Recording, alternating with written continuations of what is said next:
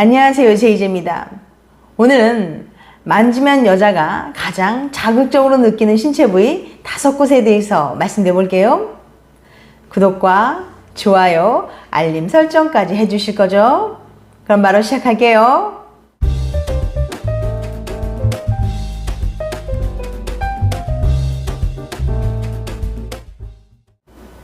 남자와 여자의 몸에는 알려지진 않았지만 아주 잘 느끼는 부분이 많이 있습니다. 가장 자극적으로 느끼는 부분이 어디 있는지, 어떻게 자극하고 만지면 좋은지 그 방법을 알면 훨씬 더 만족스러운 성생활을 할 수 있습니다. 그런데 여자가 가장 자극적으로 느끼는 부분에 대해서 우리는 아직도 모르는 부분이 많아요. 예전에 어느 잡지의 유머란에 나왔던 글인데 정확히 기억이 나진 않지만 대충 이런 내용이었습니다. 어느 대학교 교양시험 문제가 다음과 같이 출제되었습니다. 여자의 성감대를 적으시오. 그리고 가로가 6개 나왔어요. 대부분의 학생들이 가슴, 귀 등을 적어냈지만 아무도 맞추지 못했어요. 그런데 단 한 명의 학생만이 이 문제를 맞히고 A+를 받았습니다. 그 학생은 과연 뭐라고 적었을까요? 그는 이렇게 적었답니다. 온몸이 성감대.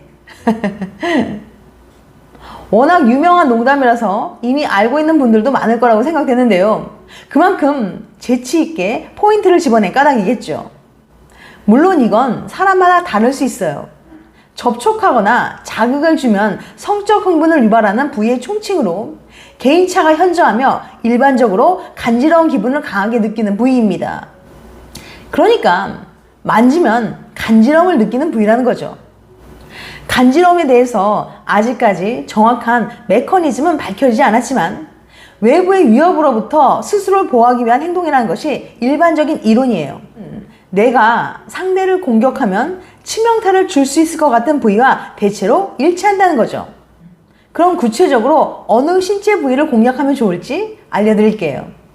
잘 기억해 두셨다가 곳으로 거듭나 보세요. 만지면 여자가 가장 자극적으로 느끼는 신체 부위 5곳. 첫 번째, 구멍. 상대적으로 흔하게 알려진 부분입니다. 구멍이라는 건 보통 몸의 외부와 내부를 연결하고 있기 때문에 매우 민감한 부위죠. 신체에 있는 대부분의 구멍은 점막으로 이루어져 있어요. 부드럽고 얇은 조직으로 되어 있기 때문에 외부의 자극에 더 민감해요. 두 번째, 접합부. 아시다시피 상대방을 제압할 수 있는 최고의 급소는 바로 목이에요. 목은 밖으로 드러나 있고 동맥과 척수 등 치명타를 입기 쉬운 기관들이 포함되어 있기 때문이죠. 목을 포함한 겨드랑이, 손목, 무릎 등 관절로 연결되어 있어 외부 충격에 취약한 편이고 따라서 성감될 확률이 높은 편입니다. 세 번째, 건. 건은 우리가 흔히 하는 말로 힘줄을 의미해요. 앞에 접합부와 다소 겹치는 부분이지만 굳이 따로 분류한 것은 중요성에 비해서 상대적으로 존재감이 낮게 평가되었기 때문이죠. 건, 즉 힘줄은 근육을 뼈에 부착시키는 역할을 하며 신경이 많이 분포되어 있는 조직입니다.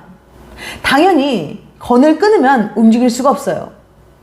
우리가 흔히 아는 부위로는 아킬레스건이나 햄스트링 등이 있어요. 네 번째, 서해부.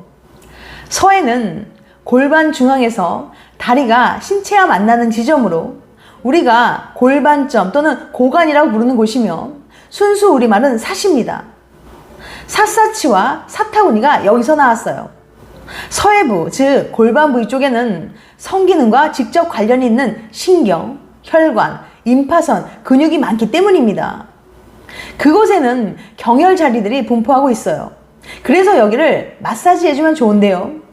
그러나 일단은 신경 쓰지 말고 근육과 근육 사이, 뼈와 근육 사이는 거의 다 경혈자리라고 생각하시고 만져 나가다 보면 유난히 아프거나 뭉친 곳을 발견할 수 있는데 이런 곳은 시계 방향으로 속도를 늦춰서 호흡을 잠깐 멈추고 엄지손가락을 돌리면서 집중적으로 풀어나가면 머지않아 부드러집니다. 그리고 다리를 넓게 벌리는 스트레칭, 다리를 쭉 펴고 앞으로 숙이는 스트레칭 등은 근력을 키우고 임파를 순환하는 데도 아주 기묘합니다. 다만 갑자기 무리하지 말고 서서히 해나가는 게 좋아요. 단전 호흡이나 요가는 이런 동작을 쉽게 할 수 있습니다. 그리고 노인들에게는 그 자체만으로도 생명력을 충전시키는 좋은 방편이에요. 서해부 마사지는 아무리 강조해도 지나치지 않습니다. 나이를 떠나서 남녀를 불문하고 가장 중요한 관리 부위입니다. 5번째, 회음혈. 서해부 마사지와 더불어 우리 인체의 뿌리라고 할 수 있는 회음혈 또한 정말 중요한 부위예요. 회음혈이란 말이 조금은 생소하신 분들이 많을 텐데요. 회음의 위치는 먼저 남자 같은 경우는 음낭의 뿌리와 항문 사이 중간에 위치한다고 합니다. 그리고 여자의 경우는 질 끝부분과 항문 사이 중간에 위치한다고 해요. 회음혈 부위는 정중앙과 좌우, 아래로 십자 모양으로 지압하고 풀어주면 매우 좋습니다. 한의학에서 말하는 회음혈이란 인맥, 동맥, 충맥 이렇게 삼음맥이 모이는 자리라고 해요. 또한 음기가 가장 왕성한 혈자리라고 합니다.